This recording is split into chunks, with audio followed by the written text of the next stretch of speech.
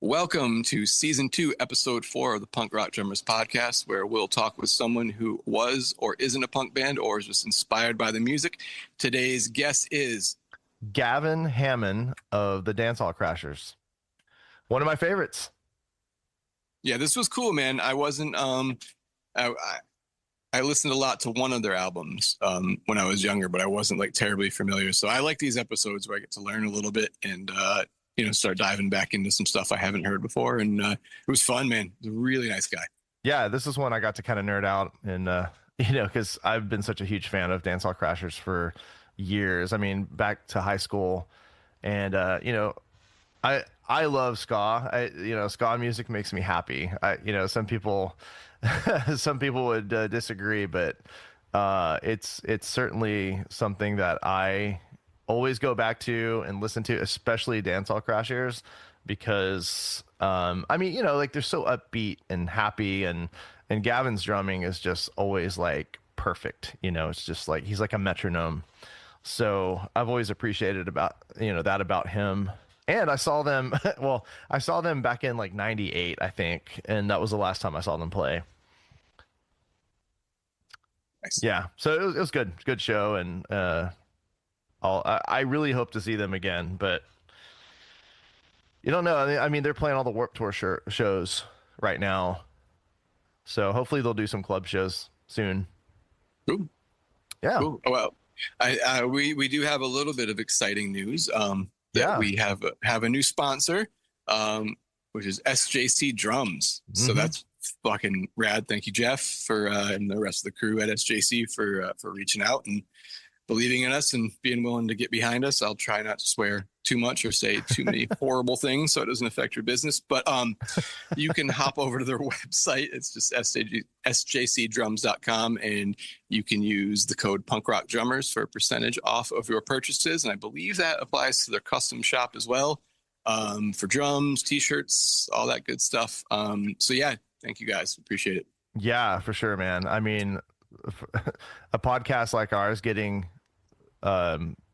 just anything from a drum company, especially like SJC, is just unheard of in my opinion. So thank you guys for working with us and believing in us and all of that. So I really appreciate you guys too.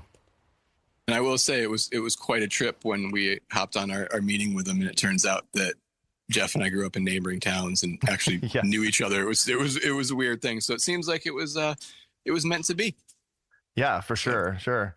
Yeah. And the funny thing is somebody sent me, buddy Chad sent me, an ad. They were looking to hire somebody, and I responded to it, but you had to live there. So I didn't live there. So I guess, yeah, Jeff was like, hey, let's talk about some, maybe the podcast or something. And so we did, and that's how it all came to fruition.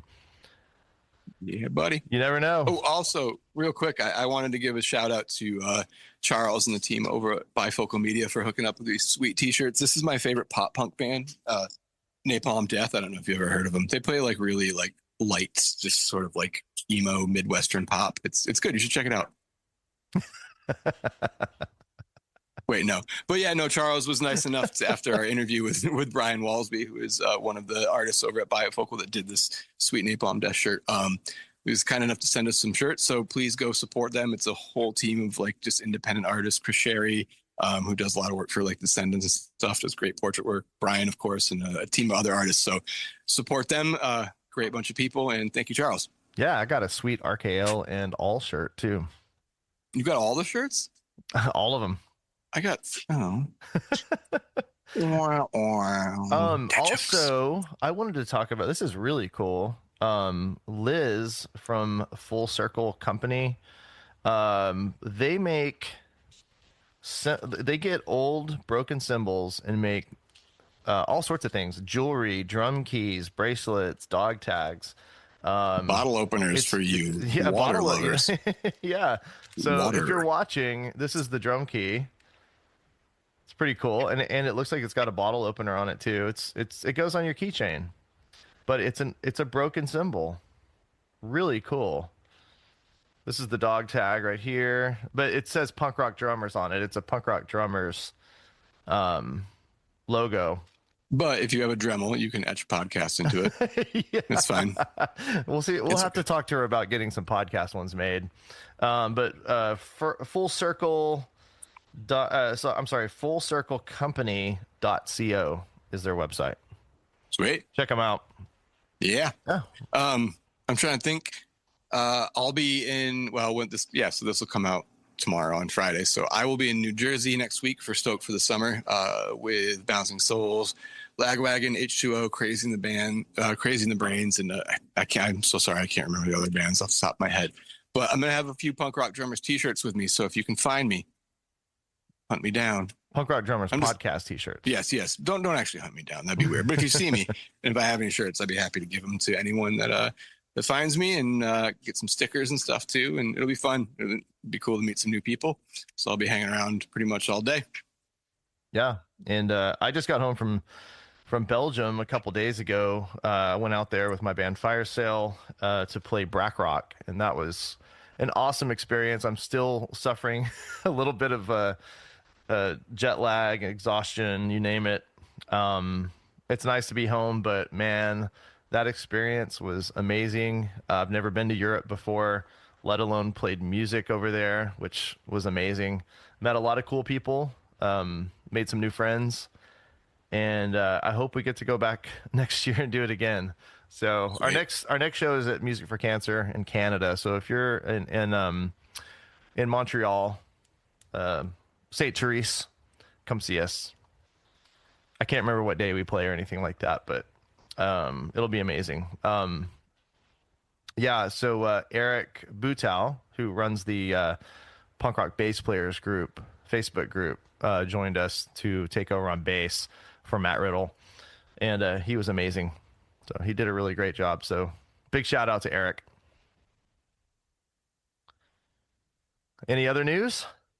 No, not that I can think of. Okay. Yeah. Well, we hope you enjoy the interview with Gavin. Great guy, excellent drummer. He's a voice actor. He's probably, you've probably heard him in your children's toys. He was a Furby, I know.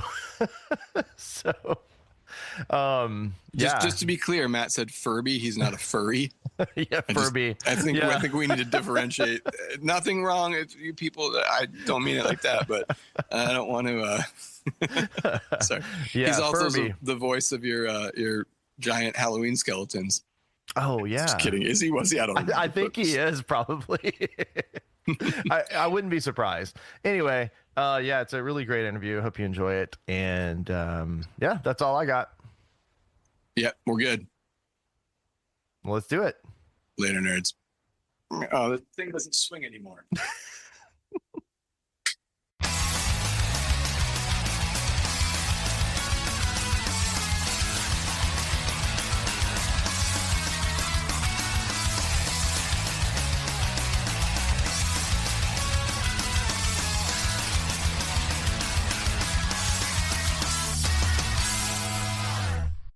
Hello.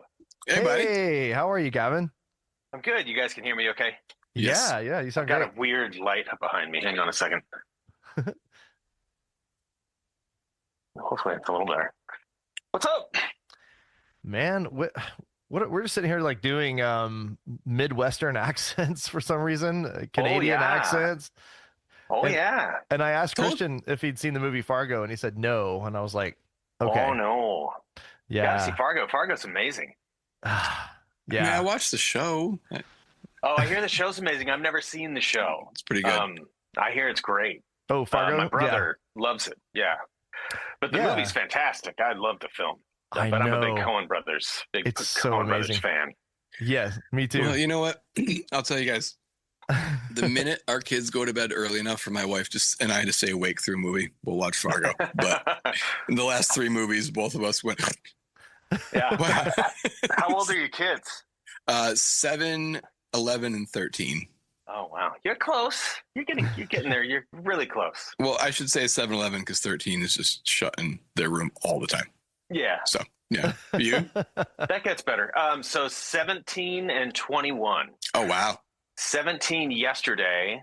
21 happens, I think, on Saturday or Sunday. Oh, jeez. You don't know? We're good planners. No, I know. I know the day is the 6th, but I don't know which day of the week that is. I know the number. That was a good save. My day of the week. I have no idea what day of the week it is. So. I think it's Tuesday. I don't know. No, it's today's Thursday. It's a tea day. That's all we need to know. It's a tea day. Yeah, because there's going to be fireworks going off like crazy. I'm in Texas and we do fireworks like crazy. So I know tonight they're doing the city's fireworks show, and that means everyone else is going to do them too. And it lasts for about a week. Oh yeah, we'll play a little game called Fireworks or Gunshots. Oh, out here you never know. COVID changed all that so much, because it was all of a sudden it was just like the fireworks just go on for days now because everybody has them. And I've always lived in counties in California where like they're illegal, but that doesn't stop anybody. Yeah. I live in the county, so it's legal for me to do them at my house, but I back up to like 300 acres of cedar trees, and it hasn't rained in a long time. Yeah. Probably not a good idea. I'm too afraid of just like setting the whole neighborhood on fire. Yeah, no, don't be that guy. It's good. I get a little crazy with fireworks sometimes, but I haven't done fireworks in years and years. So, every year you see someone with their hands blown off. Yeah. And it makes me not want to do it. It's a young man's game. It is. It's a young man's game. We get old and we shouldn't do it anymore. People like us need as many fingers as we can hold on to, right? Especially as drummers, that's something I'm always afraid of, because I train dogs, and I don't take aggressive dogs or dogs that I think are going to bite, because I play drums way too much. Yeah. And I'm so afraid of getting a finger mangled or something. Just any sort of hand wound. It doesn't. It's going to hurt like hell. Yes. Especially if it's on the inside and, you're like, rubbing on, so that's my biggest fear right there. Dogs that I train every day. We've got 3 dogs, but if you're training dogs, you're probably dealing with dogs that are going to bite you. So I don't have to take every dog, that comes in for a consult. I can say, I know a trainer that likes these kinds of dogs. I'll take your happy-go-lucky dog. Yeah, exactly. You're a dogsist. That's what it is. Yeah. We have four dogs, and I think Christian, you have one. Yes. Yeah. That I know of. There could be other ones in my yard. We have 3. We have holes in our fences, so. So what part of California are you in? So I'm in basically the San Francisco Bay Area. I was born here and kind of grew up here and never really left. My wife and I lived in Santa Cruz for a little while, which is still like an hour away. It's not like super far, 2 hours now. But but aside from that, I've always kind of lived here. But, we've toured. We went around the world a few times. Did like Europe. We didn't do a lot of Asia or nowhere in Africa or South America. But did like 48 of the 50 states. So I've seen most of it. And like Northern California, it's never not been nice to me. So you never played in Hawaii or Alaska? Oh, we did. We did play in both of those. I was just assuming those were the 2 that you didn't go to. No, it's solid. No, and we've driven through states, but we didn't. I don't think we played in Alabama. I don't think we ever played in the end. This is also like I've driven through them. I don't know that we played all 48 states, certainly. But I haven't driven through, I think, North Dakota and possibly Wyoming, because I don't think I made that trip. My brother has, who plays guitar in Dance Hall Crashers. Yeah, y'all look exactly alike. We don't. Well, you did in 96. We used to. Yeah. Less so now. He has 2 daughters. I have 2 sons. Okay. So I think that having daughters has made his forehead grow faster than mine. Mine's growing plenty fast, but his forehead grew a little faster. I would like to dispute that, but I have 3 girls, and my brother has a son and a daughter, and he's got more hair than me. So yeah. I have one daughter and lost all my hair, and she's the easiest kid in the world. So I don't know. No, it's you still just worry about him. Sons, it's kind of like, well, he's alive and we made it through the day. Yeah, boys are tough. I think boys don't allow you enough time to think much past that, right? I mean, oh yeah, mine were always just kind of sitting around playing video games, so it's been easy enough for them. Yeah, but for sure. So I've been a huge fan of Dancehall Crashers for like I don't know since the 90s. And I was just binging a bunch of live stuff. I love watching live videos, especially. But cool. I saw that someone had put up one of your recent shows, and I was watching that. That was cool. It wasn't the Warped Tour show, but it was a club show. I don't know if it was related. Probably one of the ones in at the Great American Music Hall in San Francisco. We did yes. June 6th and 7th, we played 2 of those. And yeah, there were a bunch. There's like, everybody's got a phone now. So, so different from the last time we played. It's like everybody recorded everything. So yeah, we had fans that were up in the balcony and stuff. But yeah, we just decided to do those 2 shows because Warped was the thing that like the impetus for us to get back together. Because we hadn't done anything in 20 years. Believe me, I know. Yeah. Would you mind if we asked sort of, I mean, should we start sort of present and work back maybe a little bit? Well, whatever you want to do. I'm honored to be here. I do a lot of like, pods and stuff for like the voiceover stuff that I do. Cause that's what I do as my other job or the job I've been doing the last 20 years. I do want to ask you about that later. Well, that's why you did that accent so well. All right. Makes sense. Yeah. Makes sense. No, mine weren't all that good, but I'm a pretty good mimic, I guess. But no, whatever you guys want to talk about, this is cool to me because I don't think I've ever had an interview for playing drums. So it's, I mean, I would like to ask, validating. Other than what you just said, but how did it come about of just getting back together after 20 years and mostly like I'm trying to think how to word it properly. I mean, you have what is there 6 members? We are 5. 5. So we've been 5. We were 6 on like 2 of our or one Lockjaw. We were 6. Okay. And then and that was the record we put out, I think in 95 or 96 or something. Okay. Yeah. And then 97, Honey, I'm Homely was 5 of us. And then Purr came out after that was also 5. Okay. We did have other people playing on Honey, I'm Homely. We had Kincaid Smith and Efren Santana from Hepcat playing horns.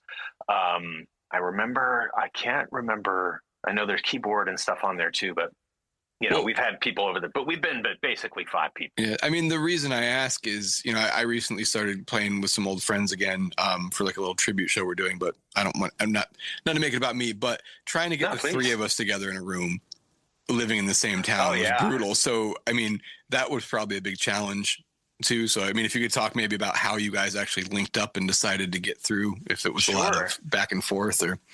So we'd still been in contact with each other, especially over the last like 3 or 4 years, because we got the rights back to our Lockjaw record from MCA or Universal. We've been part of the Artist Forgiveness Program, which is incredible. So we just own our record now because we had never recouped it. When you're on a major label, it's really pretty challenging to recoup because anything you're spending is also sort of adding to, how it works. So that we got that back. So we'd been basically talking to each other. Every so often someone would say like, hey, it'd be really cool if we did a show. And then usually one person, I don't want to rat them out, would say not interested because we all had kind of other things happening. Karina's still very much performing musically, especially in the San Francisco Bay Area. She plays with like, I think 13,000 groups and just kind of is doing 72 shows a week, something like that. It's a ton. Wow. Those might be inflated numbers. And then my brother, Jason, got a job and he's been working, working in tech. He has a degree in law. And so he tends to do important things at places that make things or make software. I don't understand any of it. Mikey, who plays bass, had like stores. He opened stores in New York and then opened one in Los Angeles, moved back here. And Elise has just been working in music and working for labels in all sorts of capacities that I don't understand. And I was talking, talking into a can, doing stupid voices, making toys and shit. But so Kevin Lyman, the beloved creator of Warped Tour, had been sort of reaching out to us to come back, to do it. He was like, we're getting back together for the 25th. You guys played like the second, he's always been like a huge supporter of us and kind of like super kind and super cool to us. So I think that's what it took. And so Elise, who sings and is the manager of the band, came to us and was like, they are offering us this to come and do some shows, and I think it'd be cool. I'm interested. And so, but let's get together and practice and see if we can do it. How gratifying were those first couple practices? Oh, they were horrible. They were horrible. But like, it had to be fun though, right? Like, it was cool. It was really like, there was a lot, cause it had been 20 years. It was always a little nerve wracking, especially being a drummer, like a lot of the stuff's fast. I can't play that fast anymore. Like you listen to the live record and it's like, I don't know what the fuck we were smoking, but it was like, we played that fast, like probably 30% faster than anything we'd ever done. Yes, you did. And we played that set twice. Yeah. We played it 2 times so that if there was a mistake, we could overdub something in. Adrenaline. And so, I guess so. Adrenaline and, back when my body used to have testosterone in it. But so, we just started practicing, and this was back in December of last year, because he's like, yes, the show will be June or July 20th, or first one was June 12th or something, or 13th in DC. The day after and the day of the Great Parade, which was interesting. But so we went there. Am I sensing a little sarcasm with this Great Parade? No, it was received how it was received, I guess. There was a lot of swag on the streets, which was noticeable. But so we started practicing back in December, and we Jason and I had still been in bands. We were in like an 80s cover band. We've got like a country band called King Cab. We play in a punk band with the bass player from Limp, our buddy Serge, and Mary is our singer, Mary Diradon. And we've been kind of playing together for, the whole time. So we were still pretty in shape. We just had to kind of relearn songs and stuff. I don't think Mikey had like played or touched a bass in 15 years. So it was probably hard on him. Yeah. He's really solid. He and I, like the first band that I was ever in was with Mikey Weiss. We've been in bands together for 40 years now, probably just about. Wow. Yeah, we were in a high school funk metal band. I'm jumping around in terms of the timeline. I'm sorry about that. No, you're good. Great. But yeah, so we just started practicing and it sounded okay. And then I think it started to sound pretty good. I feel like these days we probably sound, especially at the shows I think we did in San Francisco, I think we sounded probably better than we ever really have, just because I think everything's more musical and makes more sense. You're also probably playing at the intended tempo. Tempos, yeah, well, some of them are a little probably faster than the intended tempo, but definitely like closer to the recorded tempo. Right. So, yeah. Because that's what I noticed when I was watching that video. Can't play them anymore. Well, when I was watching the video, because I think I'm so used to listening to anything live, very fast, and so I was like, oh, they're playing things closer to the actual tempo now. I was like, they're playing things reasonably. I think I think they probably discussed that at practice, not that they're getting older. Yeah. No, absolutely. We're getting older, but it was also very much discussed at practice. Yeah. And we were doing like, long blocks where we'd practice for 4 or 6 hours for a few days. Scheduling was tough, but like once a month, Elise would fly out. She is also in Texas. And then Jason and I are all still in the Bay Area. Mikey lives in LA, so he would either fly or drive up. And then John Graber, who's been playing guitar with us and doing monitors and everything else, he lives in LA, so either they drive together. A lot of times they stay at my house because I live fairly close to the practice space. But so yeah, once a month we would rehearse and try to just get things sounding good. And then sort of like we had a bunch of songs and then it was whittling it down to make like a set list for a club show, when we're going to play for an hour and a half, versus a 40-minute warped set. So we had to know all those songs, be able to play them. And then I think the trickiest part for me was just like, I can play all those songs over the course of 4 hours, but can I play all of those songs in like an hour and 20 minutes? I don't know. So cramming them all together again was definitely the hardest part. Well, I feel like you always kind of carry muscle memory no matter how long. No doubt. You know, but it's if your muscles can still do it is for sure. Yeah, and like the nice thing was like I used to really have a lot of issues with my hands where I was probably moving the stick too much, in terms of like, because I learned like a proper sort of Chuck Brown grip, which was like basically like a molar sort of tap release or tap collect, but it was via Chuck Brown from Jeff Campitelli in Danville, California, where he taught. And so a lot of times I can't necessarily articulate that when I'm playing like a punk rock thing. I'd like end up choking closer into this fulcrum rather than this one. So then I would get all kinds of slippage and I'd get blisters and my hands would be a total mess. And this time I don't think I'm doing anything better technically at all, but I didn't have any sort of blister issues thus far. So yeah, I know. Are you noticing that more with one hand than the other? Because for always me, with my left. Yeah, it's funny. It's my right that I always tend to choke.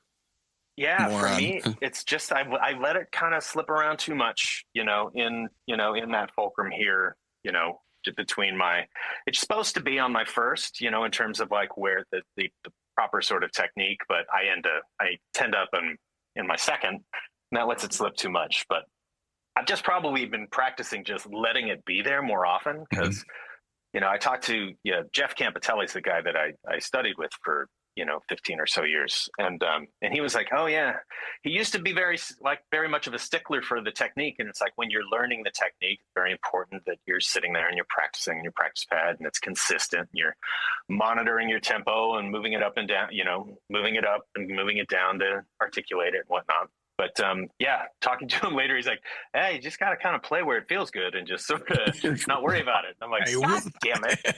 Yeah. Well, it's funny is the more drummers that we have come on, that stick positioning and grip has come up more than a few times as far as trying to leave like a little bit of space. Yeah. In here and how helpful that's been. It's crazy. So it's funny. Yeah. I feel like a lot of it's the tail end where you spent some time on technique early on where we were just going crazy. And now it's like, I'm learning technique just to be able to keep playing.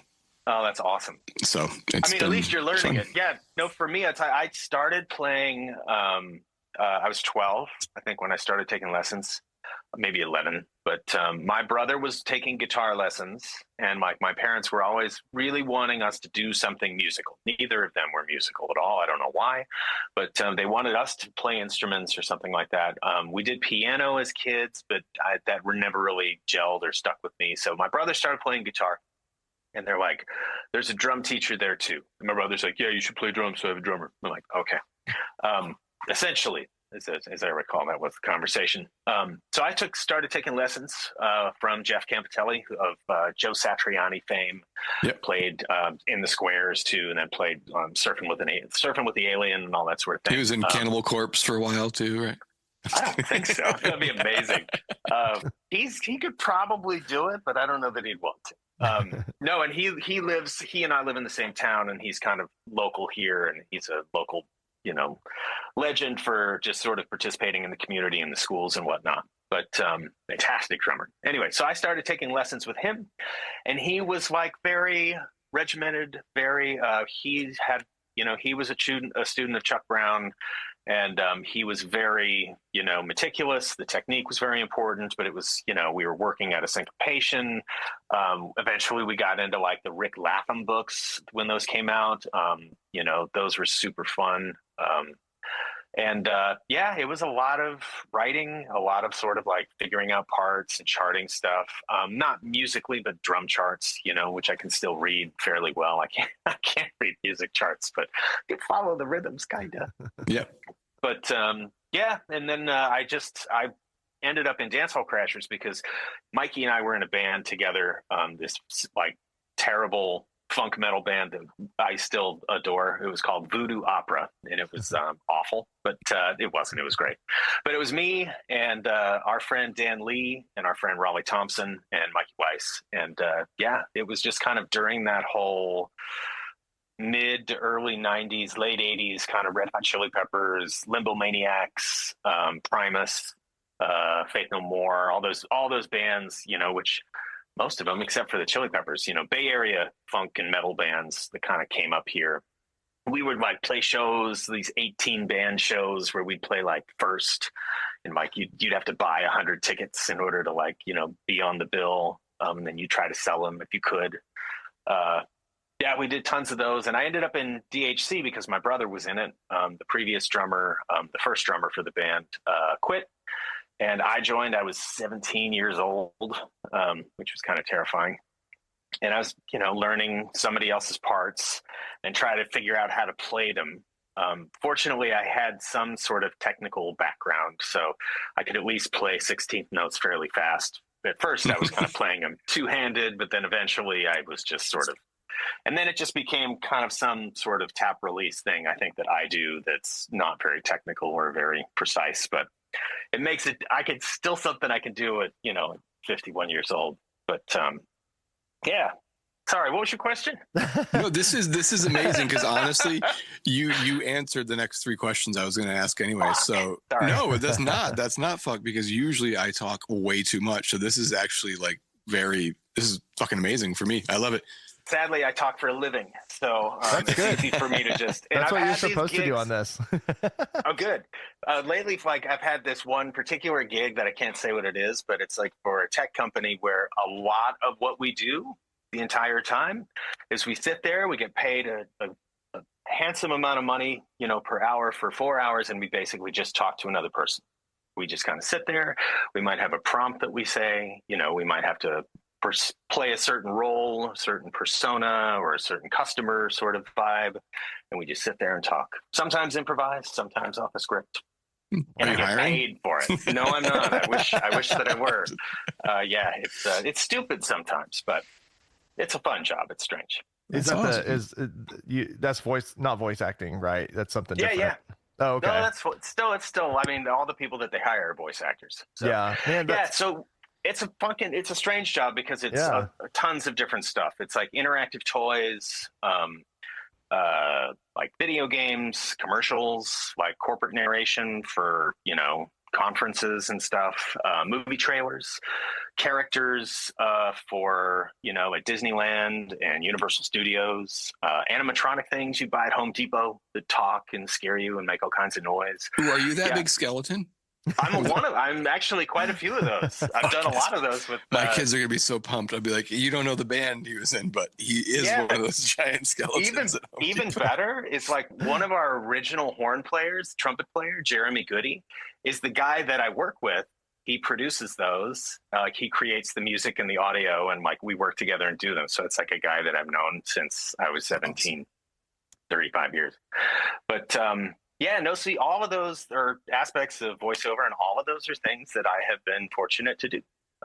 It's a really cool job if you have kind of the mindset and the temperament for it. There's a guy here that his dad built my house, and he came by one day. Nice. And he was like, yeah, my son does voiceover stuff for Halo or something. And I was like, I play Halo all the time. And I was in Halo. You were in Halo? 3 and 4, I think. Which one? What were you? Like a little grunt? I don't know. I'm some Spartan. Oh, Spartan? No way. Yeah, totally. Me and my cousin and our best friend, we play Halo. Awesome. We every other day or so, but we always make fun. We always say, man, I wish we could make our own death throws or whatever, Oh yeah. No, but that's not bad. That's not bad. But I do a lot of those. He was trying to get he's an animator, and he was trying to get something going. Nice. Some show, and he had me do a voice of it was like a nervous groundhog or something like that. I'll have to send it to you. Yeah. But nothing I would ever go. came of it. Maybe you should just do it now. I mean, why send it? Why don't you just do the nervous groundhog? No pressure. What did he say? Like, I need four, one on the first day, two, three, or something like that. I don't know. That's fantastic. That is not too far from Porky Pig, too. You add a little more of the affectation. You know, and you're basically right there. Yeah. What the fuck is happening right now? Watch out for tell Bob Bergen to watch out. He does the. So I've reached out because I'm friends with do you know Jared Reddick, Bowling for Soup? I think so. Yeah. He does Chuck E. Cheese. Oh no, I don't. I don't know anybody from Bowling for Soup. I wish I did. Yeah, he I love Phineas and Ferb. Like my yeah, kid, they did the Phineas and Ferb. Yeah, he does Chuck E. Cheese. He's the voice of Chuck E. Cheese, nice. and I asked him one day. I was like, how did you get into that? You know, and he's like, you have to be someone. You have to be a celebrity. And he said, I keep getting passed over for Jack Black. Oh, yeah. You don't have to be a celebrity. There are a lot of people that are still in those same categories too. There's a whole bunch of guys that are like that do that kind of stuff all the time. Man, I am not one of them, but it's super fun. It's totally not. You don't have to be a celebrity to do it. If you are a celebrity, it's a lot easier for you. Sure, because you can basically just walk in and do it. But no, somebody like me, I took classes and took me 5 years to get signed with an agent. It was just grinding and grinding and grinding. And now, 20 years later, 22-ish later, and it's a good job. And I'm happy to do it. I heard Jesse Michaels on Craig of the Creek, which was wild to hear him singing in one of my kids' cartoons. Yeah. And that's absolutely just because somebody wanted Jesse Michaels singing. You know what I mean? That's absolutely an Op Ivy fan. God bless them. That's so cool. So I'm usually sorry, I have a horrible bug bite on my leg. I'm still here. I'm just grabbing my water. Okay. Tripods are amazing. Oh, for sure. Yeah. So I'm a little bit more of like the gear nerd side of things. I don't know how you feel, but I know it's such a generic question. But I just love finding out like what people's first kits were, and I know it's like the cheesiest question in the world, but I have my wine red CB theory. So let's see how it works out here. So the first one, like official one, I don't even really remember because it was just something we borrowed really briefly. But the first, like my first real kit was a Pearl Export. It was black. Okay. It was a 5-piece black Pearl Export. And I loved it. It was really cool. It wasn't super great, but it sounded okay. They're a reason why they've been around for so long. They're still making them. Yeah. I mean, it was I think it's particle board or it's not. MDF, it's not maybe? Like MDF, yeah. Like probably steam bent into tubes. Yeah. It was solid. And then I went like just barely a step up and got a Pearl World, which is the one that had the laminate of a piece of ply, on the inside. So it had like a single ply of actual wood inside, which was very neat. Were they big? Do you have like some big 80s power toms or? No, I've always been like a pretty much like it was total standard 12, 13, 16, which was like the basic sort of stand. And I'm a little dude. I'm like only 5'7" if I'm lucky. So I usually like to play kind of smaller toms anyway. Like my current kit that's behind me is it's like if there's an 8, but I don't really use it. I'm probably just going to be 10 and 14, for coming up. The show we have coming up in September. So I think 10s are very, very underutilized. Oh man, 10s have always been my favorite. Once I got one, it changed my life. I wrote them off, and I have a 10. I have an old. It's a Ludwig thermogloss. So it's a 10 by 9, which is, but like dude, that thing pitched low sounds deeper than my. I mean, I have. I have an 80s. Nice. One of the USA made rocker kits from the 80s. I got out of a barn for $130. I was gonna clean it up and sell it, but now it's my favorite kit. But it's a 12 by 11, a 13 by 12, and a 16/16. And I don't know. There's just something about those 80s power toms that they rip. They don't look too great, but they play really well. They do. And I remember like a lot of the guys, like one of the guys I really liked, when I was starting to play too was Mike Borden, who'd basically play those, but he'd have like a 14-inch floor tom as like his rack tom. It's like 14 and 16, 18 and 22 or something like that. I love it. I've always appreciated it. And I mean, I grew up listening probably mostly to metal until my brother dragged me kind of into punk rock a little bit, you know, but metal was what he listened to in the 80s. And so I was, you know, listening to Black Sabbath and Iron Maiden and Judas Priest. And then, you know, the sort of like the glammier ones, you know, Motley Crue and Quiet Riot, Twisted Sister. I had all that shit cut out in like Kerrang and Cream. Like that's awesome. Posted on the corkboard with push pins. Yeah. Those good times. So what is the setup? Like, what are you playing? Is that what the kit you're using live these days? So the kit that I used at Warped was whatever they had in DC, because we're on 2 of the dates. It's 3 dates, and we just were renting gear. I don't have a big enough, you know, drum sponsor that they'll have something there for me. So this is the guy's name is Al Adinolfi, Boom Theory up in Bainbridge Island, Washington. I was going to ask you about Boom Theory. Yeah, so he's been my guy for 26 years. And this time, for these shows that we were doing, I've always wanted an acrylic kit.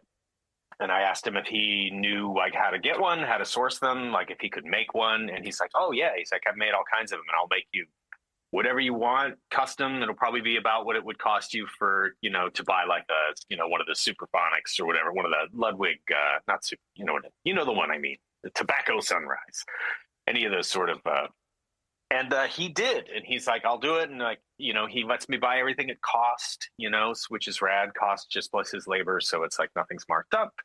He's always, you know, treated me that way. He's never given me anything for free, except sometimes he like says, beta test this, and then never asks for it back. But so this is an acrylic kit. Well, you better hope he doesn't see this, because now he's going to ask for it all. Oh yeah, he won't actually, because I keep offering it to him. He's the most wonderful guy. He's crazy and amazing. He's older Italian guy from New York, living in Seattle or Bainbridge Island. But so this is a 8, 10, 12, all, you know, square sizes. And the thing that's neat about it is like a custom acrylic that he did. So it's like, I don't think any of them, he may have made another one, but if the light hits it just right. So it's blue and green and purple. That's awesome. Yeah, but so for the shows that we did, I was intending to use the 8, 10, 12, and then the 14 as a floor. But the 8 was just kind of in the way and difficult for me to maneuver around. And I was like, I'm not super comfortable. I never really played with like a third, you know, rack tom up top. So I just decided to scrap it and just went with the 10, 12, 14. And then I may, for the next shows, just in order not to carry as much stuff, just do the 10 and 14. But yeah, and it's got a little 18-inch kick drum, which is super fun. Do you have it on a riser? Or? It's got a little sort of, a little square. Block? Yeah, lift block on the kick side or the head side. I remember becoming aware of Boom Theory whenever you did the live. Was it Live in a Dive or it was a DVD? I don't remember. I don't know. I know that I met him through. I can't even recall. Someone just kind of recommended him to me because I was looking for, I was looking for a drum company. It'd been turned down by everybody. And he was like, I'm not going to give you anything for free, but I'll sell it to you at cost. And if you play any other drums, there's a like a clause in the contract that says I can publicly cane you if you do. And I'm like, what? And he's like, yeah. And he's like, kept referring to like the thing in Thailand where the kid, there's some kid in Thailand or something in the 90s who got caned. Yeah. So that he thought that was a great idea. And so he put it in his contract. He's never caned anyone, but so it was in there. But that just shows his restraint and what a kind man he is. He could. Exactly. He certainly could. Not to. Legally, he has the right to, because he knows too. I was playing a Yamaha kit, on fucking TV, like 2 weeks ago. So he knows that but he just chooses not to. But that's a backline issue. He can't, I feel like there's some backline clause, but that's crazy. I could say like, hey man, I would have played your kid if it were there. But no, he's just a single person too. So it's a very small shop, but he makes basically anything that you might want. It's like he's open to the idea. And he gets weird stuff. I've got this kind of crazy little, it's like this Australian wood, little 12x3, sort of piccolo-y drum, but it's loud as hell. And it's like way deeper and more resonant, especially if I don't like crank it way up. It just like really kind of cracks and cuts through. He just makes really cool shit. Was the choice for those maple hoops? This, yeah, they are maple hoops. Just because he didn't want to make hoops out of the crazy expensive Australian wood that he only got, right. A few suits over staves. Was that a choice for? Did you pick those particular hoops for cross sticking or? I did. I just not for cross sticking, just because they think they're cool. So like he made me originally, the kit that he made to begin with was like this sort of Keller shells maple, pretty thick, and then he's you can probably kind of see it. He's a bridge decker, meaning that he does like tapered reinforcements hoops inside. So it's got all kinds of extra sort of layers of maple in terms of how he's added extra little sort of hoops inside there. And that whole kit that he made originally 25 or so years ago, I asked him to recover and put wood hoops on it. I just always have thought wood hoops were cool. With that green would look great too. Yeah. So he did, he actually recovered those and did like the other kit, he did like a weird kind of like this sort of colorful ombre wood grain wrap on it. Cause I've always, I like color. I like sort of shiny things. I like, like I like sparkle, blue and green and purple. And I used to love sparkle too. Sparkle looks great, but I love acrylic drums and just the way they look. They sound pretty good. They don't sound as good as maple drums. I probably wouldn't take those into the studio to record, but maybe. But I feel like playing live, especially live outside, does not matter. Yeah, I mean, I really don't think it's going to make enough with all the reverb and stuff like that. Yeah. So, okay. So now I'm jumping around a little bit. Awesome. I want to, now that I know you're a Finnish guy, because I am as well. I have my old bowling ball blue Ludwigs behind me there, which is like my favorite. So I wish I had space for all the drums that you have. I've got a few snares down here, but this is literally the corner of my basement. That they're the 10 inches behind the SNFU deck. That's the 14. I got a couple snares, and there's a rack with the kick drum for the bowling ball blue. Other than that, my drum kit's literally right in front of me. Like you can't see it. So I don't have a lot of, not a ton of room, but I can say for me, I can't remember where I saw it, but it was an old Ludwig Citrus mod. Do you remember, like, as a kid, seeing like what was the first drum set that you saw that was like, holy shit, that thing's cool looking? The things that really blew me away, and I've always kind of, and I still have never actually, gotten one or bitten the bullet, were like, I don't want to say they're cocktail size, but like definitely short toms, like 70s toms. There was like a Gretsch kit, or a Mapex, maybe both, but like they were definitely like shorter jazz sizes, just 3 across the top, and then like a floor tom, maybe 2 floor toms. I just loved the configuration of 3 across the top, especially when they were short like that. I don't know why. It's like I never really thought giant kits were all that cool. Like tons of cymbals were pretty neat and stuff like that. But for me, it was something just about the simplicity of it. And as I've gotten older, that's definitely true more. It's like I play with too much shit, and I play too many notes, and I have all kinds of dumb little cymbals and things that I'm hitting all the time because I'm in a ska band, But I look at like Carter McLean, and see like he has basically 2 rides, sometimes at China, and then just kind of whatever drums he wants set up, right. And just the sound, that you make with less is, I don't know, something I aspire to, I suppose.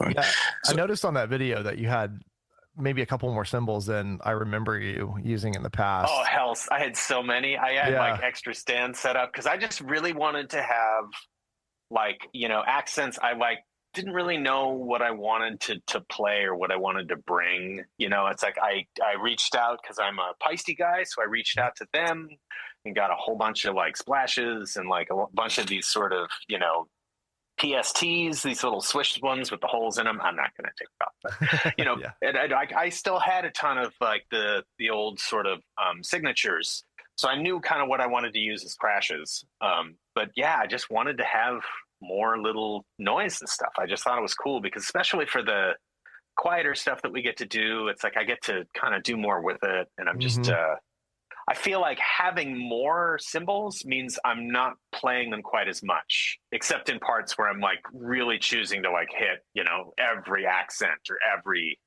you know, every sort of guitar thing in a sort of in a punky chorus. Right. There's nothing wrong with a little cymbal salad. No, nothing wrong at all. I mean, you were having a great time. The little ones too. I had a really good time at both of those shows. Both yeah, of I them could tell. Really felt great. I could tell. Yeah, they're super fun. How did you link up with Peisty? Are you endorsed? Or are you just kind of always been your favorite? I'm still an endorser. Thank God. Knock on wood. But no, it was wild because I kind of figured they forgot about me. You know, because I've been with them for probably 25, 20, maybe even longer, 25 years probably. And I got connected with them through Jeff Camptelli, my drum teacher, and you know, guy that lives close by. And so it was basically I was there on the team kind of from the very beginning, which was awesome. And back then they used to let you send back cracked cymbals and they'd replace them. I don't think they do that for folks at my sort of in my station anymore. But yeah, and then during COVID, they Tim Shady, I think I'm pronouncing his name right, but one of the reps there reached out to me and was like, "Hey, do you need anything?" And I was like, "Yeah, I do." And like I wasn't like I was only playing in my own bands, you know, like playing with, you know, King Cab or Beneath You or just something ancillary and fun. But I was like, yeah, I still enjoy fiddling with stuff, you know, with the King Cab, which is a country band that my brother and I have. And there's records on iTunes. But that was, I play with like a cajon. So it's like a cajon kit with just a snare, cymbal. It's a lot of brushes, but it's like a country band. So it's more alt country, you know, sort of 16th note brushes, trade beat stuff. And root sticks, stuff like that. And I was like, yeah, I wanted to like get some like smaller ride or bigger cymbals. I ended up getting these 16-inch big beats just because they sound really kind of cool and sloshy. Yeah, and since then I've just been, you know, I still sort of just buy stuff and I get it at artist pricing, which is awesome. So I'm enjoying that as much as possible. There it is. Is that it? The drums and the cymbals. I have a deal with Remo, which is rad. That just kind of happened and went through, you know, for all these shows. I've only gotten like an initial sort of order from them, so I'm not pushing anything. I'm hoping that it's still an option. I don't have anybody that, you know, I just like Vic Firth sticks, so I just buy those at, you know, retail, like, you know, everybody else. But I don't have any stick deal or anything like that, and I've never been at the level to have, you know, anything with my name on it. So, well, dude, I mean, even not even I was gonna say even just, but having a cymbal sponsor is huge, especially with the prices so now. Much. I mean, I kind of bounced around a lot, but I had I know. A friend of mine, he actually gave me, it's a 22 Dark Energy ride, and that's my first Peisty. He has two, and he had one that cracked, and I helped him out with some stuff, and he gave it to me, and it is nice. I love it. Like, I absolutely love that thing. And now it's just funny because now I'm like, oh man, like I have a bunch of Ks that I love, like dark Ks, but now I'm like, man, if I could round out a Dark Energy set, it would be cool. And then I looked at how much they were, and I was like, so good. Yeah. I mean, I don't know. I mean, because they kind of retire stuff too. So I don't know how long the Dark Energies will be around either. I've looked at those too, but those are like the very tip top end of them. And I'm kind of like, and for me too, it's kind of like, I'm not doing so much stuff that like, I think the Dark Energy really kind of feel like they take up a lot of space in terms of just like the sound in a place.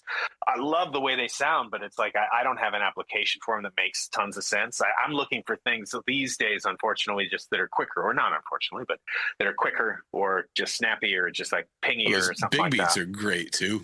Oh yeah, these are super fun. With DHC stuff, I've been using like 13, not signatures, but they were a different. I don't know that they still make them, but they're just really crisp and really thin, and they got through nicely. The reflectors? They weren't reflectors. No. I want to say that they're. Let me see if I can find. I know I have a 16 around, but I think most of that stuff is still packed in cases from the shows a couple weeks ago.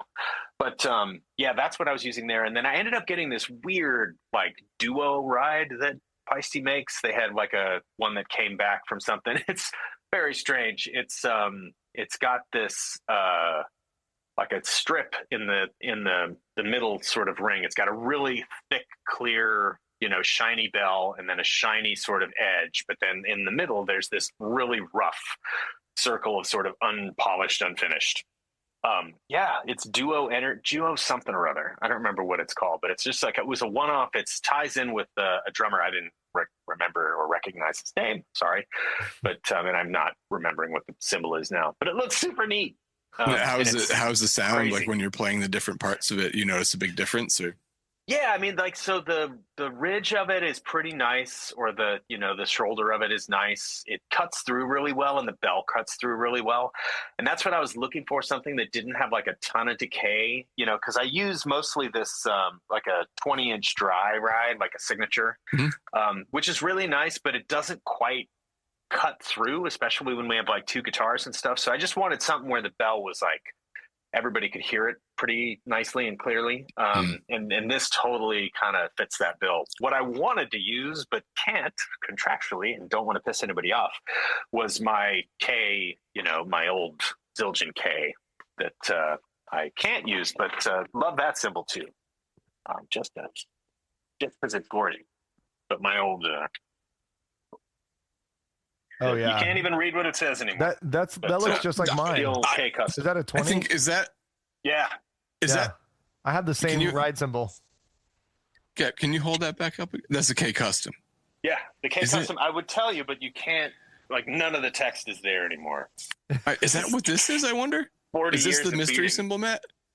Oh yeah, I don't know. So this definitely it has looks like really it hard does. Bumps on one part. Yeah. What does yours sound like? It's very pingy.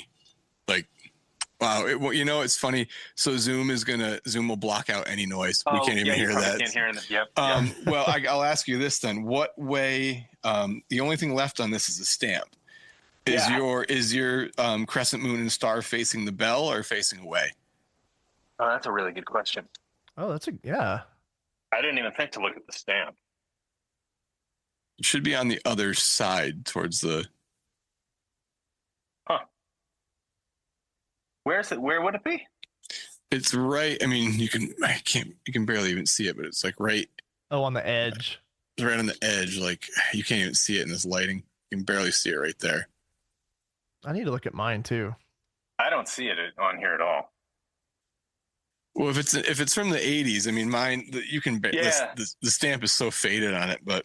Yeah, I don't think it's there anymore. The only thing I can still see is the K, just because I would usually have that pointed away from me. Yeah. But it is a K custom for sure. Yeah. I think that's what Matt, that might be the mystery symbol, which you don't have to buy now because you already have one, apparently. Yeah, there you go. Mine sounds great. It's got a really great bell on it. Oh, I love it. Love that symbol so much. So I just bought a sweet ride from a pawn shop down the road. And I was like, yeah. And then I got it back, and I was going out with Down by Law to play a couple shows with them about a month ago. And we played in Florida with Face to Face, and I was so excited. And I took that cymbal, and it's like there's no the bell sounds good, but there's like no peeing at all, like on the actual ride itself. And so I was like, I just didn't have time to mess with it before I left. I just said, I'm going to take it. And not my trusted one, and I was very disappointed. But the bell sounded really great. Well, you got a great crash now. Huh? You got a great crash now. Yeah. Just beat it. Just put it straight. Yeah, but I own a studio here too, so I was like, some drummer will really like that and want to play it on a record. So I'm keeping it around. For what you scored it for too, I think that was a good investment. Yeah, like $150, I think. Yeah, that was a good score. I have to ask you, do you have, or was there like a piece of gear, snare drum, even a whole kit that you may have let go of at one point that you kick yourself? Oh, yeah. So I had a Zildjian rock ride that was too much and too washy and too heavy for me, which is weird because, I was playing in like a funk metal band. I think I was playing like a Paiste, like a 2000 or something like that, something that was okay but super washy. Yeah, and I gave that, or I sold it, I think, for $100 in like probably 1988 or 89 to one of my fellow student of Jeff's. Yeah, I wish I'd hung on to that because I don't understand ever getting rid of cymbals, like unless they crack or break, and even then I just kind of put those on a stack someplace. And I had that same cymbal. cymbal. Terrible. Yeah, I did the same thing. I had the same cymbal. I don't know why I did that. When you're young and don't have money. That's like the one that everybody tells us to get too, because it's like, I don't know, what do I need? Should I get a ride or should I get a crash? And they'll get a rock ride, and it's like, okay, but it doesn't. For me, it didn't it didn't fill either hole that I was looking for. Yeah, but it is what it is. Yeah, sure. I always just collected whatever I could over the years, but it wasn't until probably after COVID where I started caring like a lot. Like Kaza, am I saying it right? Kaja. They're like a smaller cymbal company, but they make great stuff. You could buy them in a pack for a couple $100, and then I went to our local music store, Parkway Music, when it reopened, and I bought my first new cymbal. I bought a 20-inch K Custom Dark Ride. Yeah. And then I got home, I set it up with all the other ones and went, it was like that instant, but everything just sounded horrible compared to it. But yeah, a lot of things people don't really talk about too. Like that ride, it is pretty washy, but when I want a different sound out of it, I just throw like a tiny piece of gaff tape up under the bell, and then towards the end, it completely changes the characteristics. So that might be something to try, Matt, with your sweet ride. Maybe throw a little tape under it and see if you get a little more ping out of it.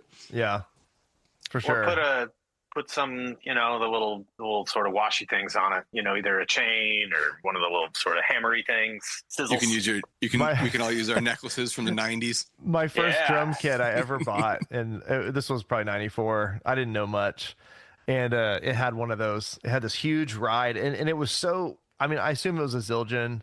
I think it said like Turkish or Turkey or something on it, and there was nothing else, and it had one of those. They made a ton of cymbals over there, man. And it was so, I didn't understand. I was like, why doesn't this sound like Trey Cool's ride cymbal, and it was like. Well, dude, Dave Mello was telling us that the ride that he used for all at Op Ivy was like a 26 or something like that. Whoa. Like just ungodly. I didn't even know they made them. How do you even put that in a bag? I have no idea. I mean, judging, I don't know if you watched that episode. Just to carry it.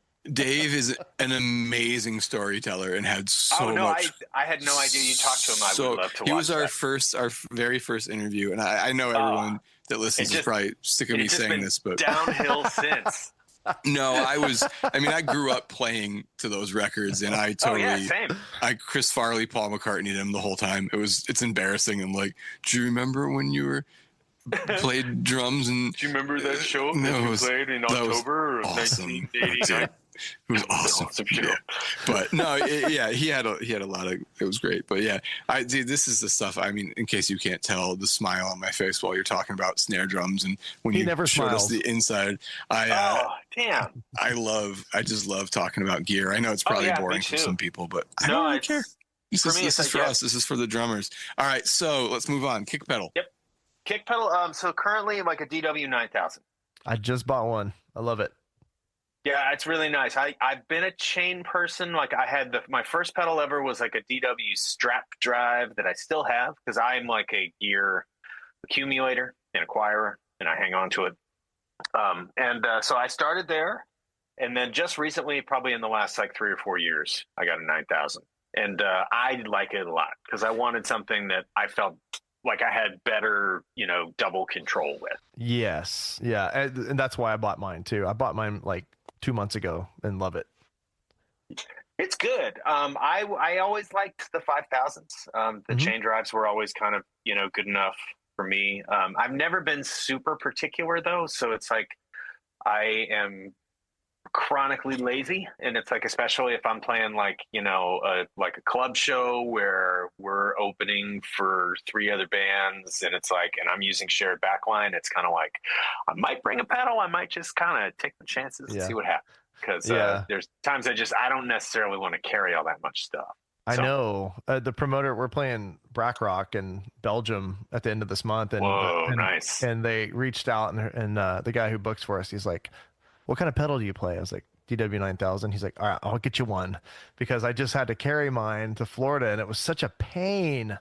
Oh yeah, such a pain. Just that extra bag with a pedal in it was such a pain to walk around the airport with.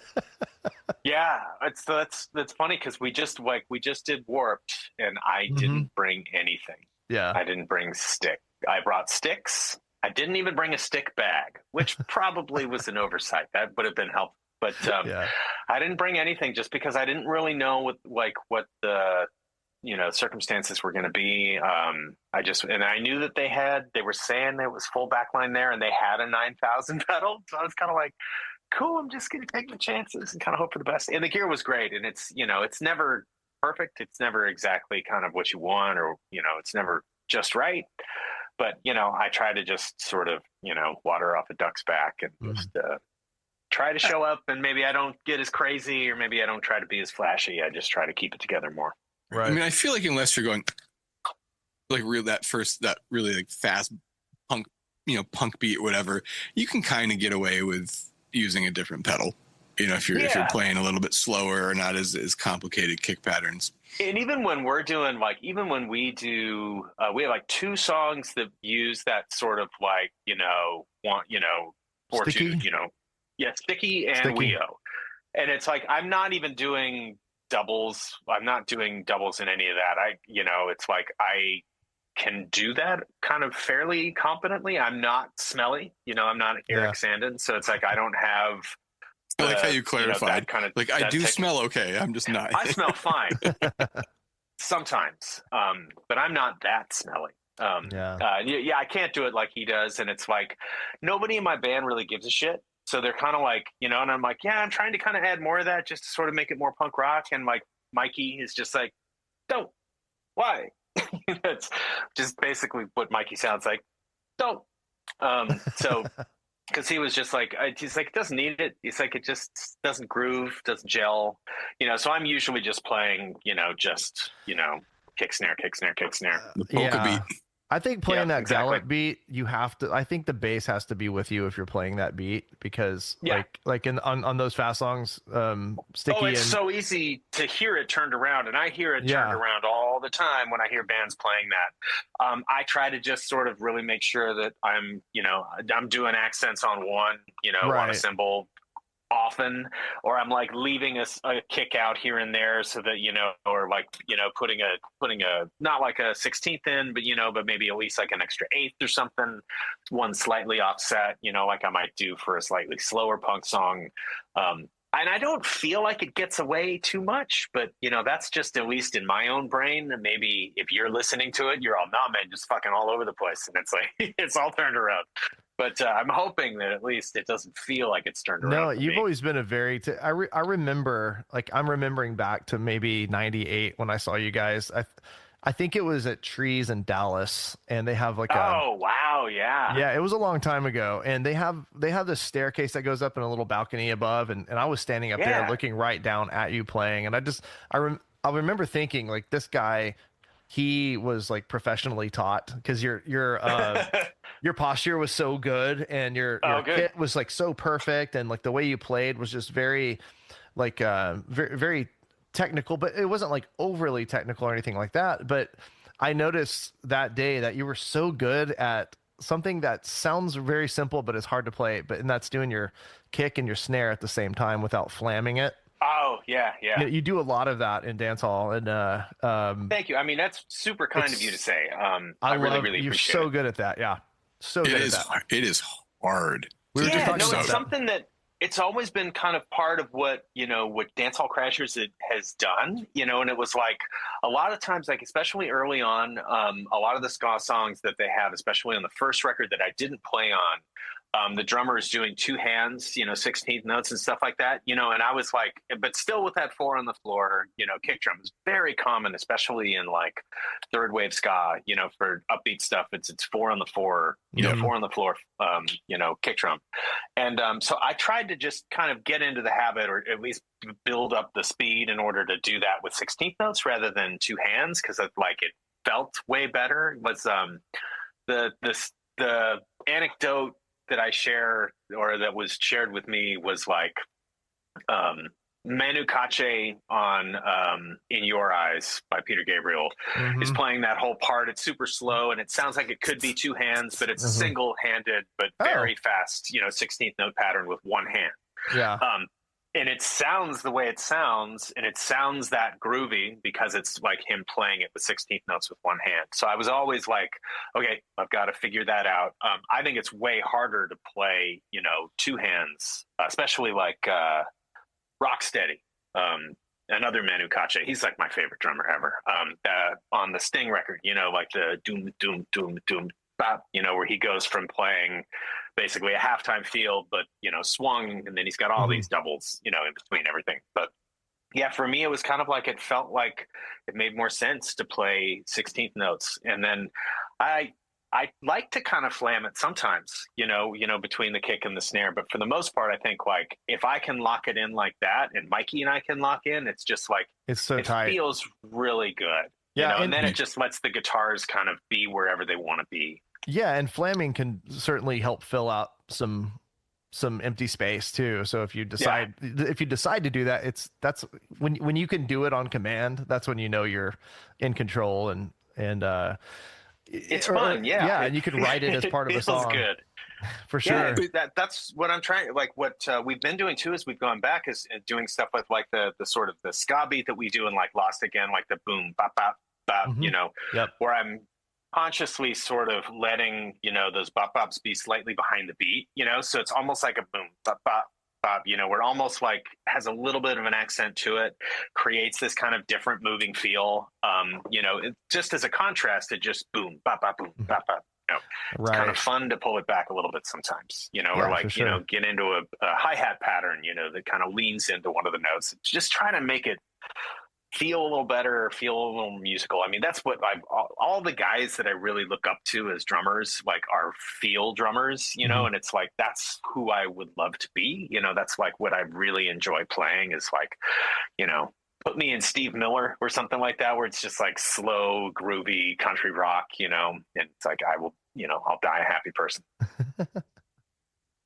And that's what I've always seen you as, is feel and like a mix of feel and technical. Oh, well, thanks. I mean, with DHC, it's kind of, I feel like it's just sort of playing the parts and, and getting kind of through it. I never really thought, about, I think whatever style I kind of play with that sort of stuff with just sort of developed from, that's the kind of thing that I've been playing almost my whole career. The whole time I've been playing it's been in that band. So it's just kind of just something that I guess just developed that way organically. Yeah. And I mean, as an outsider looking in, I can tell that's you playing, whatever it is, I could tell that's you.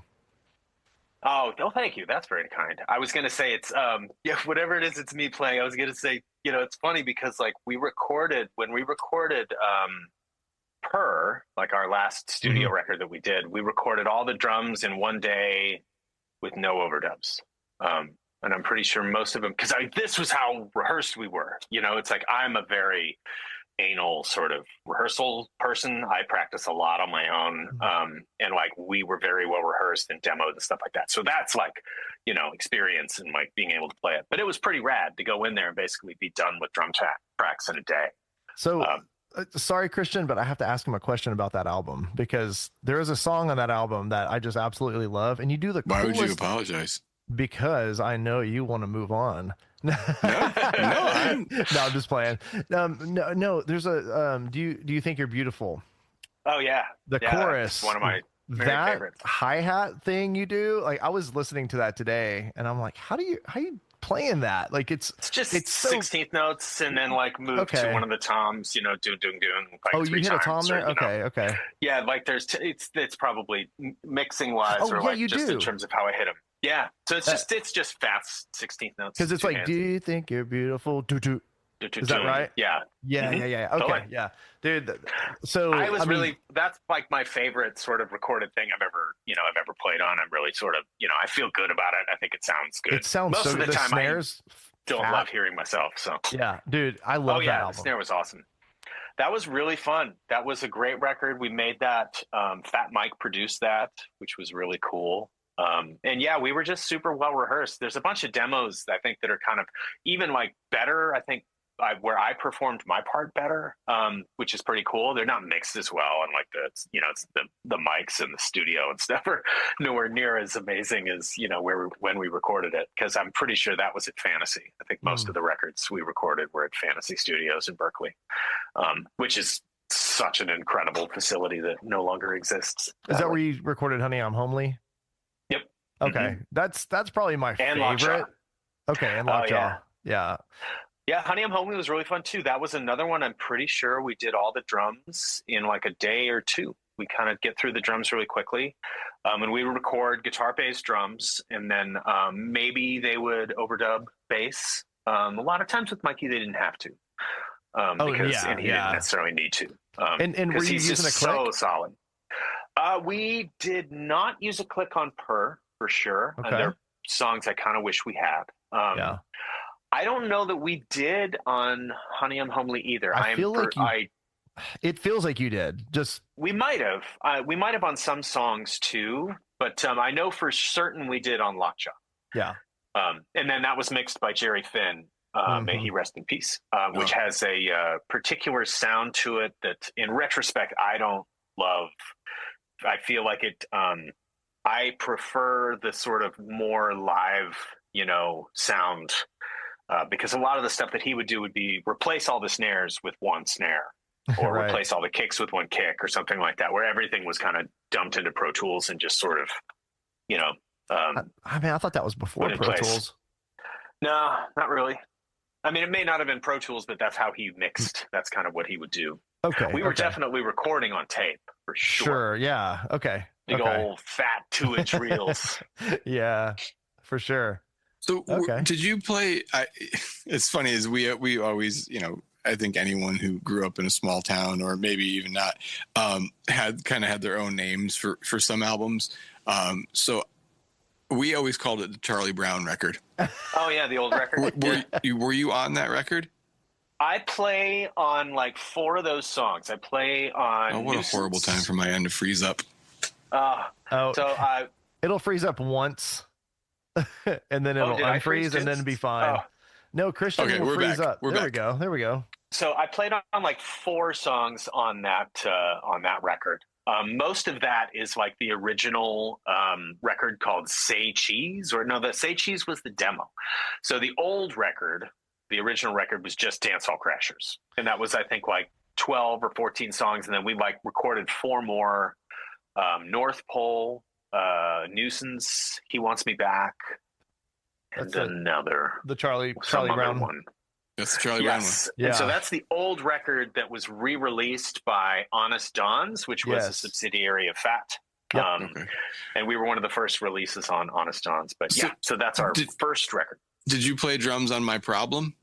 No, not on that record. No. Okay. But I played it 1,000 times since. Well, so I guess that was something that I had kind of written down.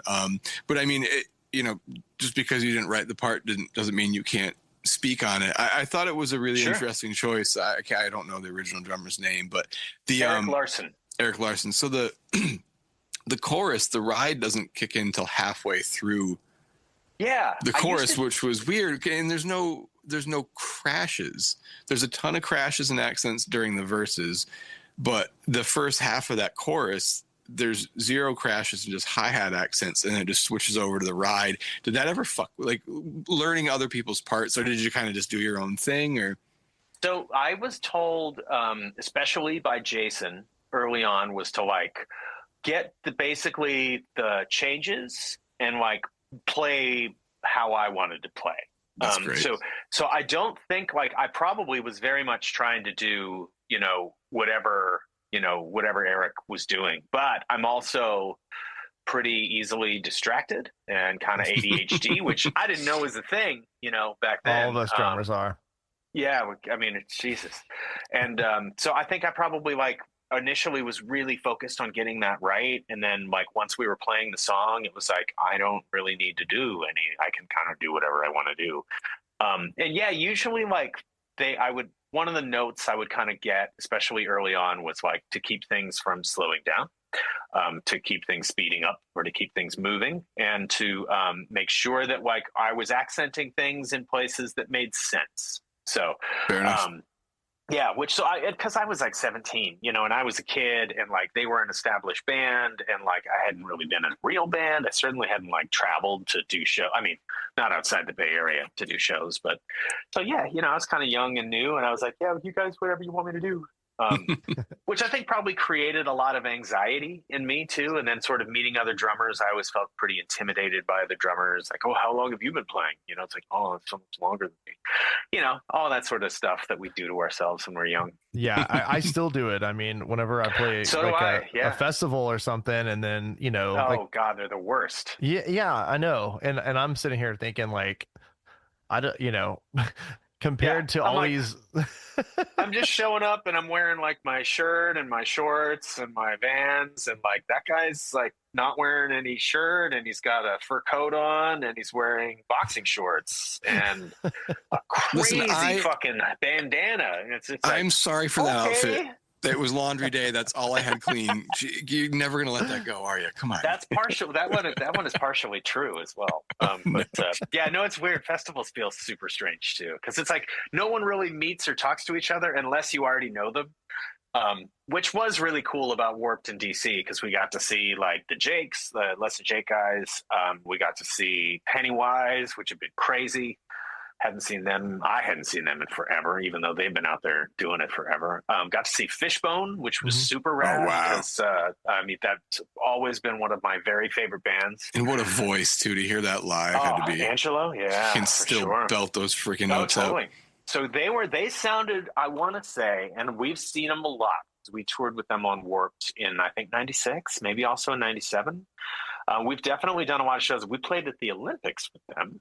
In the Winter Olympics in Utah in 2000, whenever that was. That's an easy one to look up. But yeah, we played with them a ton, and I think seeing them in DC, they sounded better than I've ever heard them. Now, it's a different drummer. It's not Fish. So that for me is tough, because I'm a huge Fish guy. Yeah. It's not Norwood playing bass either. It's a different bass player. But he kind of, he wore the overalls and everything too. I mean, but Chris Dowd is back too, which for me is incredible, because he was always, for me, as the songwriter, those are my favorite records. Love that band though. Yeah, that's crazy. I did want to ask, I want to go into the 2 degrees of Timmy Chunks. Oh yeah. How I was watching that. I'm like a single degree with Timmy Chunks. Really? Yeah, Timmy worked with us for a while. He did guitars for us off and on for probably like 5 or 6 years. So we knew him really well. When he and Sherry were married, we were really close with Sherry as well. She and Elise worked together quite a bit. Yeah, no, I know Timmy Chunks. I miss Timmy Chunks. I'd love to see him. I haven't seen him in forever. So he's, I believe, in Jersey now. So I have a good friend, and I feel so douchey mentioning, but Brian from Bouncing Souls is a good friend of mine. Oh, right on. And I love those guys. We toured with those guys a bunch too. Fucking sweethearts, right? That they do that Stoke for the Summer tour every year. You guys got to get, maybe next year we'll get Dance Hall Crashers going. But sure. I saw Timmy. I mean, I hadn't seen him. I don't know him well or anything, but I hadn't seen him forever, and I was a huge Token Entry fan as a kid. Oh, right on. So like seeing him was kind of like to hear that. I was kind of like secretly bugging out, and Brian like introduced me to him, like, hey, and then like inside I'm like, what the fuck, that's Timmy, and all those Chuck Saw records and stuff. Like I just did. Yeah, that's funny, man. It seems like the world just gets like kind of, the more people you meet, the smaller the world gets. It's really weird. The thing that really blew my mind about Timmy Chunks, aside from the fact that he calls Mikey, our bass player, he just calls him Prick. hey, Brick. Because like Mikey pulled all of his strings off at the end of a show one night. Timmy was just like, Prick. But my crazy Timmy Chunk story has nothing to do with me. But we went to the Greek Theater in Berkeley, California. It's a great venue to see the Beastie Boys. It's my wife and we grew up listening to the Beastie Boys because we're old, but she's a massive Beastie Boys fan. And we're there and we're rocking out. And who was on stage doing the guitars? Timmy fucking Chunks. I was like, holy shit, that's Chunks. And, I'm like texting people. This is like barely text is right. It's very new. Yeah. This is probably like 2002. I'm trying to text people. Does anybody have Timmy's number? I want to call Chunks. I was just looking around because I have my Sabotage action figures back there somewhere, but my giant parasol of a head is blocking all of it. I never bit the bullet to get those. I thought about getting the Reaction Sabotage, the little 3 3/4 inches. Yeah, that's what I have. As you may have noticed, I'm in a space that contains some toys. I see. This is my sort of pride and joy in my collection. I really appreciate you guys waiting like an hour and 20, before even bringing it up too. It's very decent. Well, I wanted to Johnny say Cash and Biggie Smalls over here. I got my little collection. Nothing wrong with that. I wanted to say I have a kind of a connection to you, to dancehall. Right. Well, I'm in a band called Fire Sale, and our bass player is Matt Riddle. Shit! No Use. Yeah. And that's who I'm playing with in Europe. So. Oh my God! Tell him that I love him dearly. I haven't seen him. We toured a ton with No Use, especially like we had a really memorable tour with them in Australia.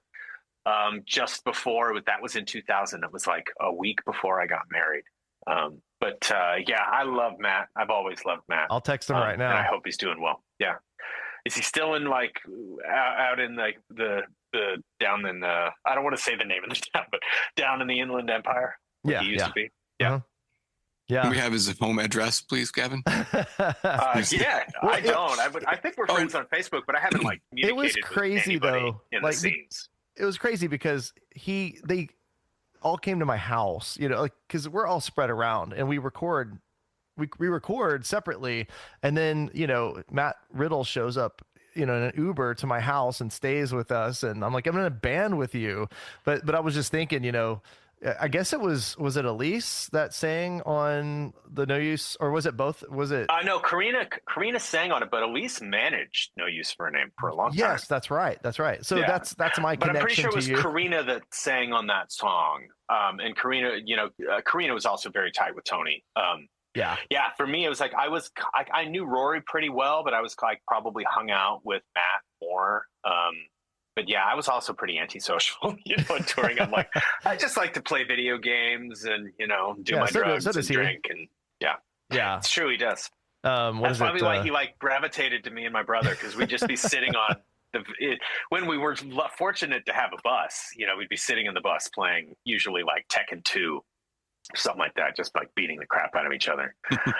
He's a great guy. That happened like 3 times. So he's been playing in Face to Face. He's filling in for Scott. On. Yeah, he just played Mexico City and then Chicago and all that. So he's cheating on us for sure. Living the dream. Well, he's a bass player. Bass player, you're never in a committed relationship with a bass player. I just sent him a text and told him you said hi. So I'll probably hear from him in like 2 weeks. Yeah, no, I should give you my number so that. Yeah, for sure. Passing along to other people. And say hi to Dave Smalley, punk rock legend. Yeah, man. That's pretty rad. He's one of the sweetest guys I've ever known. Oh, yeah. So we had a really great time with him. I think again on Warped, maybe Warped in Europe. I don't remember. Yeah. We did quite a bit of touring with with Dave and Down by Law. So I did it wasn't Dag Nasty. No, it was Down by Law. Man. Yeah, I don't think he's done Dag Nasty in a while, but no, that was way too long. I did their last album called Crazy Days, and we did it remotely, which was insane. Whoa. And, and then amazing. We've been working on this. He's doing a solo album. So I've been working on that for the last, I don't know, year, I guess. That's and I think we're almost done with everything because I'm doing a lot of percussion and stuff. A lot of percussion. Ooh, It's very kind of low key, and there's some songs that get on it a little bit, but most of them is like a shaker and a tambourine and a cajon or djembe or something like that. I want to watch you do these things so bad. I know. Just that hand movement that you did. We need a live stream. Start It's snapping. so weird. You beatnik, you. What are you doing? That's awesome. I mean, it could be like a bottle of earplugs. I thought those were Tums. I was gonna say, Tums would have a better sort of ring to them. If you got here, they're like 5 feet away. We can grab the Tums. I've got a pill bottle full of medicine that I use as a shaker sometimes. Oh yeah, nice. I hate to kind of, I don't know if we were, but there is one other person that I wanted to mention too, who mentioned you. Is Mr. Johnny Cruz from Limp. Oh shit, Johnny Cruz. Yeah. How is Johnny Cruz? I haven't seen Johnny in a long time. Johnny is become a good friend of the show and a good friend to Matt and I. We talk to him all the time. In fact, he came up in conversation during Dave Ron's episode, and we called him like mid episode. So. Yeah, Johnny and I used to hang out quite a bit. We like had he had this AOT kit that he got that was incredible. He and I sat and like went to a practice space one time, and we just kind of like jammed on these ideas that he had, him playing guitar, me playing drums, and we probably played like 3 or 4 ideas, which I still have because I recorded them on mini disc. I fucking recorded everything back then, so I have 400 mini discs, of just like tiny little recordings and bad bootlegs and weird random crap. But yeah, no, I miss Johnny. It's been a long time since I've seen him. Well, I'm sure he would not mind. I mean, obviously not now, but maybe when we stop, I can pass along his info to you. Sure, he'd probably love that. But he said you were pretty much responsible for him being in Limp. I was in Limp very briefly. Yeah, well, I think he kind of alluded towards you sort of recommending him. I might have. I don't know how I knew him. I thought I met him through somebody else. I feel more like that's probably Phil brought him in and not me, but I don't know. It's entirely possible. I like the story where you brought him in. I mean, that one is cool, but it would help if I had at least something I could use to flesh it out a little bit, which I don't. Dude, I'll call him right now. Yeah, no, I don't remember. He's going to put me on the spot. And then I'm gonna feel dumb. All right, well, are you really gonna call him? I have no issue if we do another segment of phone calls to Johnny. It's up to Gavin. I don't want to put you on the spot. Well, at some point, I have to make dinner for my wife and kid. At some point. That's fair. Yeah, we can wrap it up pretty soon. But I'll definitely pass that along if you don't mind. No, please do. Yeah, no, not at all. Any of my email that you got or anything like that, it's probably easy. He's a sweetheart. Johnny's great.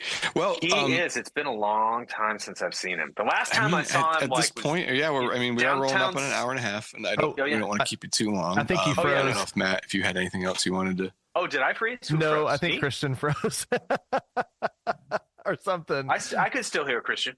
Oh, okay. Look, he's frozen. Oh, okay. I can't see him now. No, because I'm on a phone, so I only see you. Whoever the speaker y'all were talking over each other and didn't realize it. And I was like, oh, someone's frozen. That was me. Sorry. No, it's okay. I was just going to tell my Johnny Cruz story. The last time I saw him was in downtown San Francisco, and he was in a truck with like 2 other guys working for a painting company. It was crazy. And I was like, hey, man, you still painting? He's like, yeah. Oh, boy. He still has an AOT kit, too. I love that kid. I was always a total sucker for wood hoops, and it was Matt fucking Cameron. It absolutely was. He's another one of my absolute favorite drummers. I remember seeing Yuri playing at AOT back in the '90s, and he taped it off to where it said Yuri. Yeah, it was smart, Yuri. I thought that was clever. Yeah, I love Yuri. He was on too. I've always just been a sucker for wood hoops. I just thought they looked cool. They do. Aesthetically. They look great. Yeah. But die-cast hoops probably sound better, but they don't look as cool. Have you ever had an S hoop before? What's an S hoop? An S hoop is Rhino. I'm not sure if you know Rhino, Jeff Newman. He's Descendants tour manager, drum tech. That Rhino. I thought you meant like a company. I don't know him, but I absolutely know who he is. So S hoops, they're great. He put us onto them. They come up and over the bearing edge a little bit.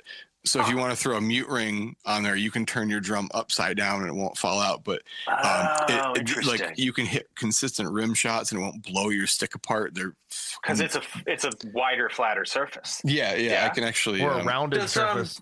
Does Byron use those? Because I know that like he was out with Pennywise on Warped. I'm pretty sure. It's a little hard to see. Yeah, I'm not sure if he does. Bearing edge. Oh, interesting. They're great. I put them on all my snares. Is it a higher or is it a lower profile? I'm very used to the height of these big ass diecast hoops. I don't think that they go up. I mean, you can see. It looks a little more flush, but it doesn't look too much more flush. I mean, that's a fingertip, but just the way they curve over, I'll try one. I'll get one. I'll check it out. I need to do it too. That's the best thing about them is they're only $20. Which is pretty cool. I got a bunch of snares. I could probably throw them on and try it out. So yeah, they're cool. No well, yeah, man. I mean, should we start wrapping it up? Yeah, We don't want to keep it too long. Yeah. We usually take it out with a segment called "Questions from My Kids." Oh, fantastic! So, they'll range from rational to insane as far as the age order goes. Good. But what was one of the favorite places to eat on the road, like a restaurant that's not near you that you loved? Oh, so the Bridgetown Grill was this like Caribbean restaurant. There were a bunch of them in Atlanta. There was one in Little Five Points. There was one like in a hotel that was on probably a street named Peachtree. But yeah, love that place. Miss it a lot. There was another barbecue place that the 930 Club in DC used to like bring the food in from, but I don't remember the name of it. But Bridgetown Grill, like the jerk chicken sandwich was incredible. Okay. All right. And then your favorite condiment? My favorite condiment is probably hot sauce or mustard or soy sauce. I like condiments a lot. All right. And now we're going to the younger ones. Unicorns or narwhals? Narwhals. Narwhals. Okay. Pink or purple? Purple. Purple. Okay. That wraps it up. It was easy enough. Those were all perfectly rational I'll questions. have to get some questions from my kid too someday. I have not participated in this yet. So yeah, sometimes there have been some where like they'll write them down and I won't see them until I open them. I'm like, oh my God, I can't believe I'm asking someone if they poop their pants on stage. Yeah. So you got relative. Oh, that's a really good one. But that's a powerful question because we all know someone that has, right? Yes. Right. The way you're saying that means you. No, I have not. Okay. I have not. But I know several people that have. It's something that happens. You get sick on the road. And you're standing there, and you got to be there. You can't like leave. Well, luckily we're sitting down, so it's masked a little bit. But whatever. Well, dude, this was really a lot of fun, man. Thank you so much. It's an honor to be invited. It really is. It's an honor to people want to talk to me about drums. So absolutely, I feel like Matt. I know I can't speak for you, but maybe down the road, if you're ever interested in coming back for a second round, I'm sure there's so much other stuff we could cover too. So we try to keep them around an hour and a half. Sure. Yeah, no, totally. And I'm happy to do it, later, another time too. I just want to know when I don't have people texting me saying, hey, when's dinner? Well, go take care of your family. Family first. As someone that cooks it, I guess that's my job sometimes. But we're all dads. We're all family people. But again, a huge honor. Thank you so much for having me. Well, thank you. It's been a pleasure. Thank you so much. Yeah, this is great. I've wanted to talk to you forever, so this is really cool. Oh, dude, that feels super weird. Thank you. In a good way, in the best possible way, but weird in a good way. Well, you have a wonderful night. Likewise. All right, thanks, guys. Bye.